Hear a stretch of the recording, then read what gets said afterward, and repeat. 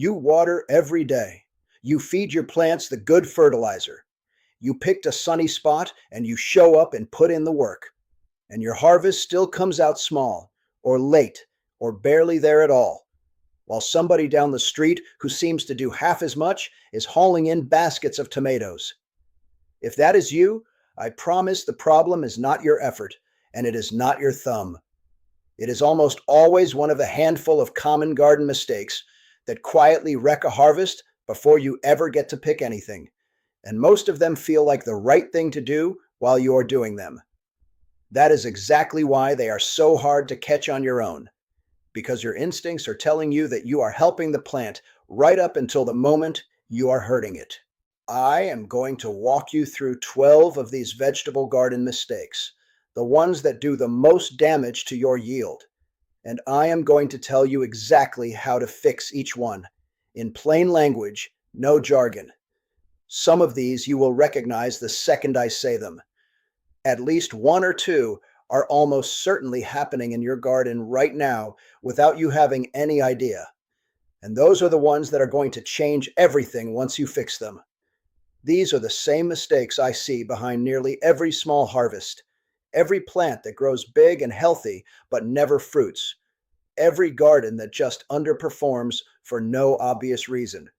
Stick with me all the way to the end, because the last few on this list are the ones almost nobody talks about, and they are often the real difference between a garden that just grows and a garden that actually feeds you. Before I get into the list, quick thing, and I am genuinely curious about this one. Drop a comment and tell me which vegetable is your personal heartbreaker, the one you try to grow every single year that just refuses to reward you no matter what you do. For a lot of people, it is tomatoes that split or never ripen. For others, it is peppers that stay tiny or carrots that never size up underground. Tell me yours down below, because I read every comment and it tells me exactly which crops to break down in future videos. All right, let's get into it. And I would bet money you're doing at least 3 of these right now. Mistake number 1, and it is the biggest one of all, is overwatering. This is the single most common way people accidentally kill their vegetable plants. And the cruel part is, it comes from caring too much, not too little. You see a plant looking a little sad, so you water it. It still looks sad the next day, because the real problem was too much water to begin with, so you water it again, and now you are drowning the roots. Here is what actually happens underground, and once you understand it, you will never overwater again. Plant roots do not just need water, they need air, oxygen in the tiny spaces between soil particles. When you keep the soil constantly soggy, you fill up all those air pockets, and the roots literally suffocate. They start to rot, they cannot take up nutrients anymore, and the leaves turn yellow, which looks exactly like a plant that needs more water. So people water even more and finish the job. That yellowing lower leaves and wilting despite wet soil is the classic sign of overwatered plants, and once you know it, you see it everywhere. The fix is simple. Stick your finger a couple of inches into the soil before you water. If it is still moist down there, wait. Most vegetables want a deep, thorough soak once or twice a week, not a light sprinkle every day, because that deep watering pushes the roots to grow down strong instead of staying shallow and weak. If your garden sits in heavy clay or a low spot that holds water, raised beds or working in compost to improve drainage will save you more plants than any amount of careful watering, because you are fixing the cause instead of babysitting the symptom. Mistake number 2 is the flip side, underwatering, and specifically watering the wrong way. A quick daily splash that only wets the top inch of soil is almost worse than not watering at all, because it trains your plant's roots to stay right at the surface where that little bit of water is. Then the first hot, dry day comes along, the surface dries out, and your shallow-rooted plant wilts and stresses hard, which stunts growth and can cause your tomatoes and peppers to drop their flowers before they ever set fruit. Blossom drop from water stress is one of the most common reasons people get healthy-looking plants with no vegetables on them. There is also a hidden cost to inconsistent watering. Letting the soil swing from bone dry to soaking and back again is what causes problems like blossom end rot on tomatoes and peppers, and splitting on tomatoes and root crops, because the plant cannot regulate itself through those extremes. The fix ties right back to the first one. Water deeply and less often. Aim for that inch to inch and a half a week, including rain, and water in the early morning so the plant is loaded up before the heat of the day and the leaves have time to dry, which also helps you avoid disease. Consistency is the real secret here. A plant that gets steady, deep, predictable moisture will always outproduce one that lurches between flooded and parched. Mistake number 3 is planting in the wrong spot, and this one is almost always about sunlight. Most vegetables, your tomatoes, peppers, squash, cucumbers, beans, the fruiting crops people most want to grow, need a full 6 to 8 hours of direct sun a day to produce well. People plant them in a spot that gets a few hours of morning sun and shade the rest of the day, then wonder why the plants are tall, leggy, pale, and barely fruiting. A plant that does not get enough light simply does not have the energy to make fruit. It is not basic, because sunlight is the fuel the whole plant runs on. You can water perfectly, feed perfectly, do everything else right, and a shade-starved tomato plant will still give you almost nothing because you have taken away its power source. Before you plant, actually watch your yard for a day and notice where the sun truly falls, not where you assume it does, because tree cover, fences, and your house cast more shade than most people realize, and it shifts through the season. Save your sunniest real estate for the fruiting vegetables that demand it. And if you have a shadier area, that is where your leafy greens like lettuce, spinach, and kale will actually be happier anyway, since too much intense sun makes them bolt and turn bitter. Matching the plant to the light it actually needs is one of the simplest ways to instantly improve your harvest without buying a single thing. And if you truly do not have a sunny spot, be honest with yourself about it, rather than fighting it. Grow the shade-tolerant crops that will actually succeed. Or grow your sun lovers in containers you can move to chase the light, or on a patio or driveway that gets full exposure. A pot of tomatoes in real sun will always beat a raised bed of tomatoes in shade. So put your plants where the light is, not just where the empty space happens to be. Mistake number 4 is ignoring your soil. And this is the one that separates a struggling garden from a thriving one. People obsess over the plant and completely ignore the thing the plant is standing in. Your soil is not just something to hold the roots in place. It is the entire pantry your plant eats from. And if that pantry is empty, compacted, or out of balance, no amount of watering or fertilizer spraying will fix it. Poor soil is behind a huge share of disappointing harvests, and most people never even suspect it because you cannot see the problem from above. Think about it this way. A plant builds its entire body, every leaf, every root, every tomato, out of what it pulls from the soil and the air. If the soil is exhausted from years of growing without ever being replenished, or so compacted that roots cannot spread and water cannot drain, the plant is trying to build something out of nothing. The fix is to feed your soil, not just your plants. Work a few inches of good compost or well-rotted organic matter into your beds before each season, and consider a cheap soil test to see where you actually stand on nutrients and pH.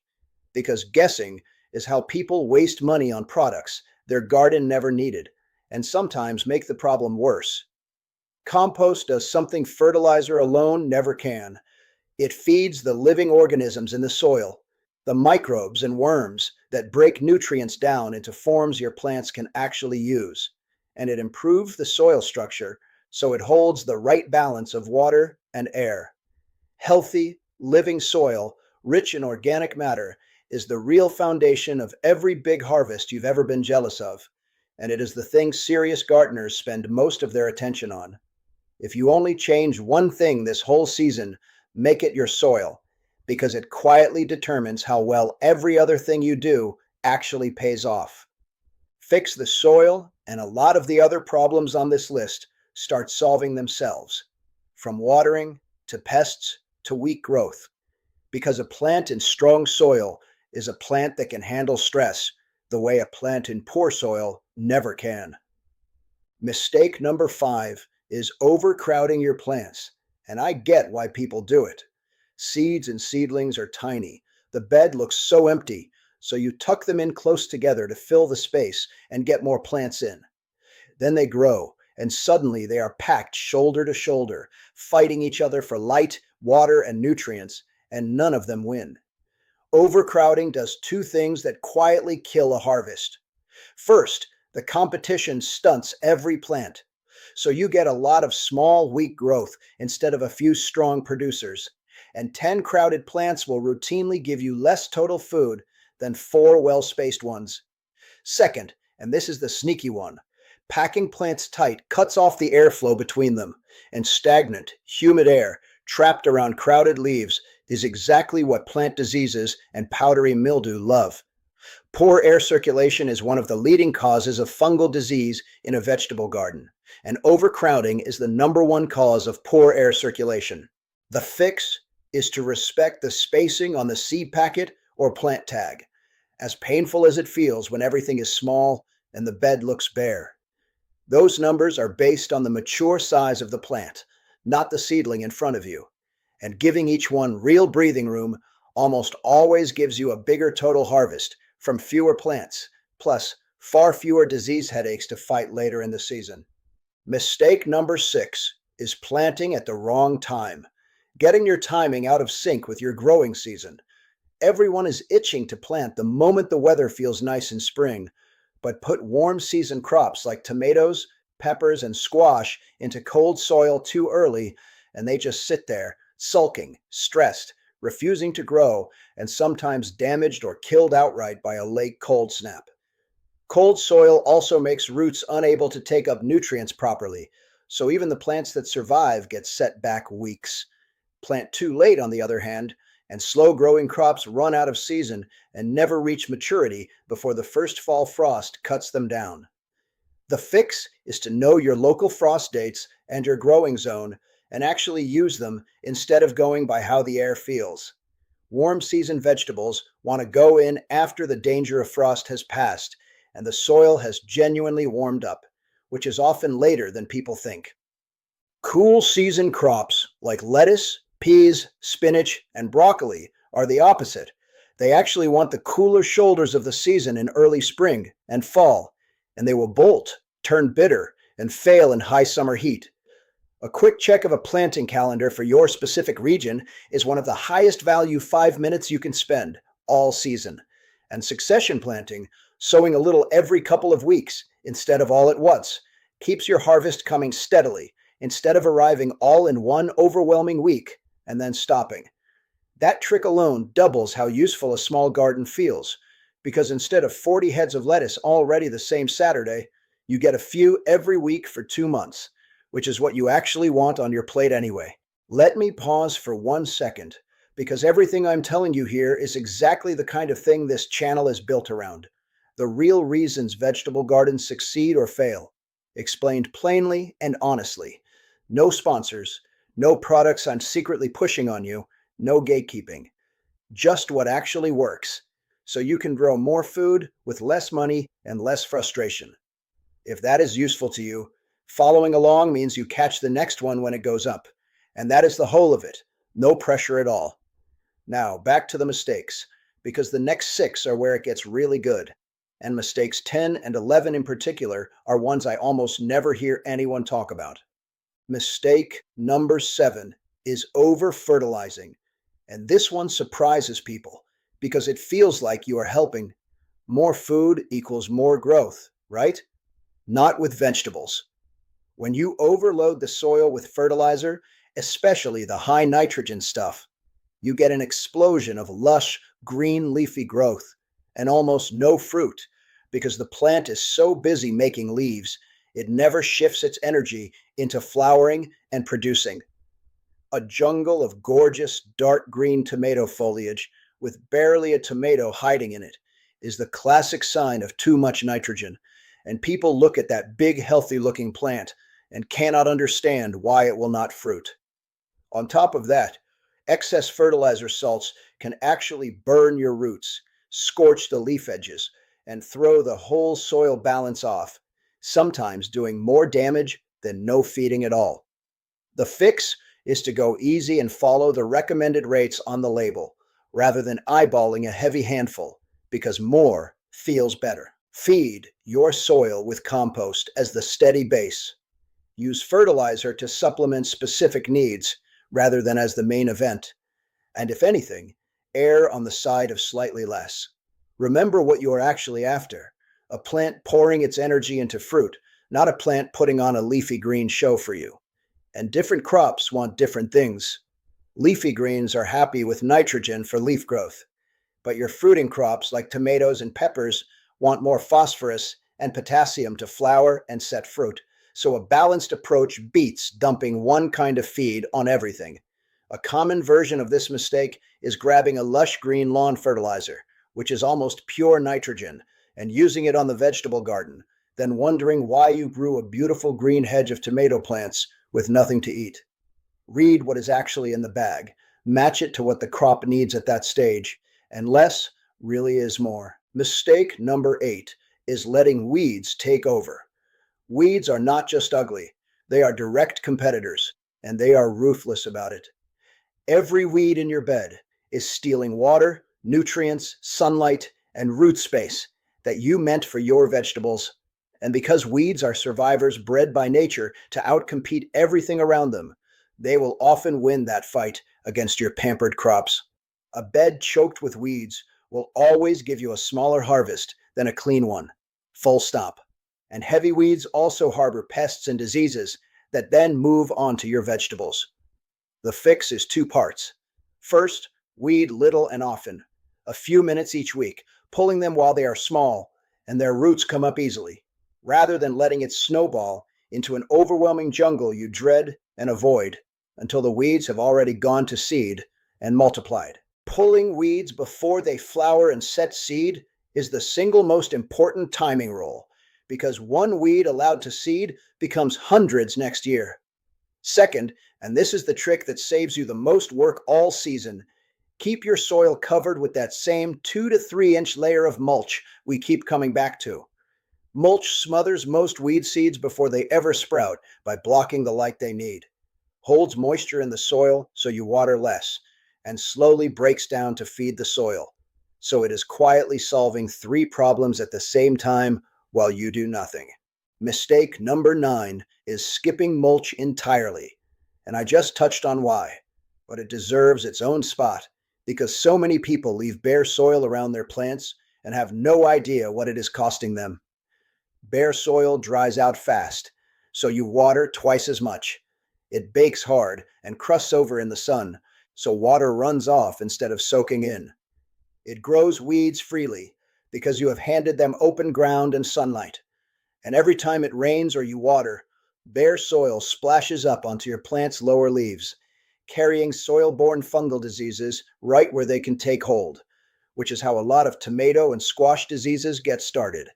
A simple 2 to 3 inch layer of mulch, straw, shredded leaves, dried grass clippings, or wood chips fixes every one of those problems at once. It keeps the soil cool and moist so roots stay happy through heat, cuts your watering way down, blocks the vast majority of weeds from ever sprouting, and creates a barrier that stops that disease splash.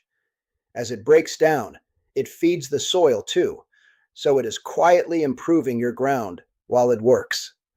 Mulching is genuinely one of the highest impact, lowest effort things you can do in a vegetable garden, and skipping it makes every other part of gardening harder, thirstier, and weedier than it ever needs to be. Mistake number 10 is not rotating your crops, planting the same vegetable in the same spot year after year. It feels harmless, even convenient, but here is the problem. Each type of plant pulls a specific set of nutrients out of the soil and attracts a specific set of pests and diseases that target it. Grow tomatoes in the same bed every single year, and you slowly drain that spot of exactly what tomatoes need, while building up a reservoir of the exact pests, fungal spores, and diseases that attack tomatoes, sitting there dormant in the soil, waiting for you to plant their favorite meal again next spring. Yields drop, disease problems climb, and it feels like bad luck or a bad year when it is actually a predictable pattern you set in motion. Soil-borne diseases like the ones that hit tomatoes and squash are especially notorious for this.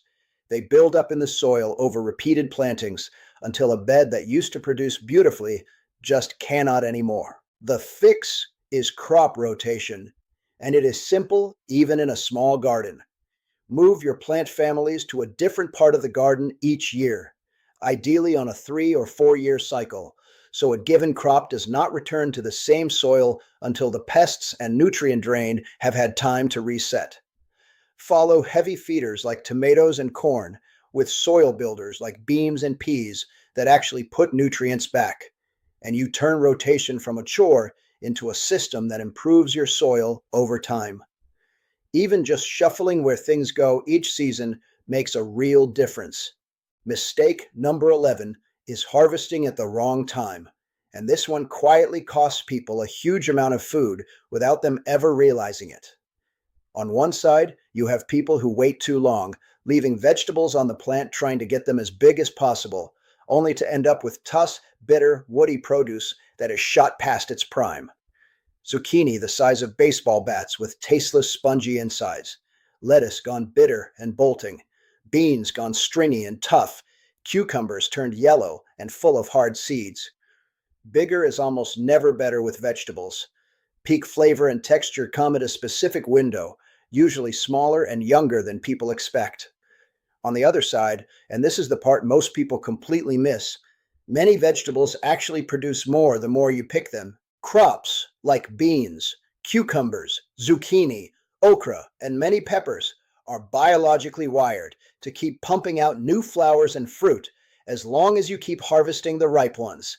Because from the plant's point of view, the entire goal is to make mature seed.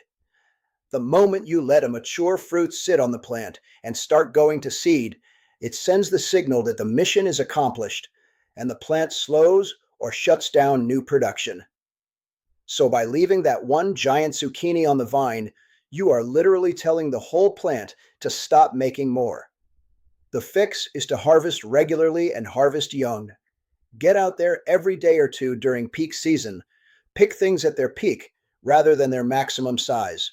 And you will not only get better tasting food, you will trick your plants into producing far more of it across the whole season. Frequent harvesting is one of the easiest ways to dramatically increase your total yield, and it costs you nothing but a few minutes with a basket. Learn the ripeness signs for each crop, the give of a ripe tomato, the size a cucumber should be before the seeds turn hard, the color a pepper hits at its peak, and you stop leaving food on the plant either too early or too late.